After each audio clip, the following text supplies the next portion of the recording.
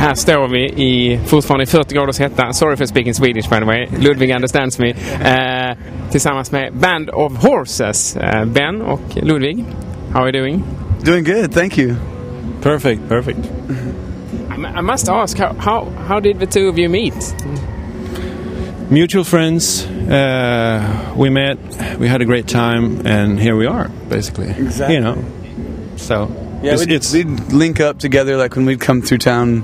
Ludwig come and see us at a show, and like Roskilde last year, we hung out and just kept in touch. And so happened that we had talked about wanting to play together, and just kept the dialogue going, and we've found a spot for him. Yeah.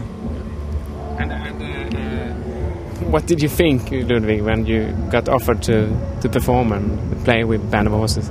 I was happy, of course. I mean, it's just because they're nice guys, and we had a really nice time when we hanged out, and you know, to play music with friends, what could be better? I mean, so I was super happy.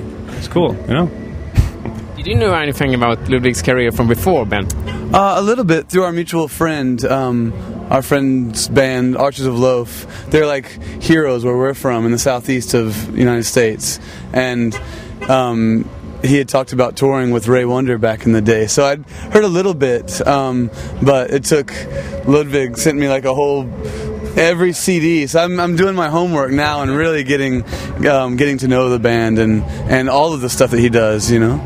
But I really like, you know, he sent me his newest record as well in the mail before that, and I'd had a chance to really digest that and really love that record. So I knew we were on the same kind of path, you know, and just wanted to, I don't know, if not do Band of Horses together, at least link our brains somehow and do a different project. But then it turned out we just decided, oh well, you'll have to join the band and maybe do a project together later. So.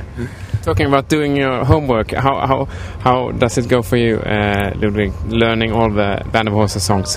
Yeah, it's relentless, isn't it? He's always got his headphones, computer, doing. Yeah, no, it's going good, you know, because at home I just played two records, and I try to find out the chords, and then I Skype them, and they help me a little bit. But you know, this is my third show, and so it's like a lot of things to learn, you know. Yeah. And we had 2 days rehearsal in LA before, so it's. It's a lot. Yeah, and those 2 days there was like meetings involved and going to get lunch, and I'm sure he would have been psyched if we would have been more on the ball with rehearsing, but we kind of just screwed around. But still, you know, it's just, hey, why not just jump? Yeah. Exactly. Yeah. Sink or swim. Yeah. Which of the songs are the most complicated to learn? Probably the most easy one. Oh, of course, right? Like Funeral, because it's, you know, there's not much going on. So if you actually miss just one little thing, it's not good. Whatever. You're fine. No, but it feels... No, they're all pretty... They're all cool. Yeah, they're all cool. They're not like Ray Wonder songs. Thank God. It's like super complicated. How about No One's Gonna Love You? That's the part I play is easy, actually. That's the benefit of having 3 guitarists as well, you know. I mean, there's so much stuff going on, and keyboards, that a lot gets swallowed up. If you, like me, I'm a terrible guitar player, so I'll end up, you know, shanking guitar parts all over the place, and most people can't tell, you know. You can even turn down, I probably wouldn't even notice, you know. I don't think so. I don't think so. I don't know. You know, it's just I have this great pleasure and honor to play these beautiful songs. Hey, it's just, what can I say? It's awesome. Yeah, dude. How many gigs are you going to do in this round? This is the last one on this little tour, and it's been really good. Like we had a great show last night and a great warm-up show the night before that, and tonight's going to be great. And we'll take a little bit of a break, and we're still working on the new record right now, and then we're going to meet back up in about a month or so and start a new tour. Yeah, June, right? Yeah. And take Luddy up to Carnegie Hall for an acoustic performance up there that we're going to headline, and a bunch of shows around there, and we do a big festival in Tennessee called Bonnaroo. Yeah. You have to tell us about what's coming up. I've heard that there's like 27 songs. Oh God, my stupid big mouth. I shouldn't have said that. I didn't say they were all good. That's the one thing I should have.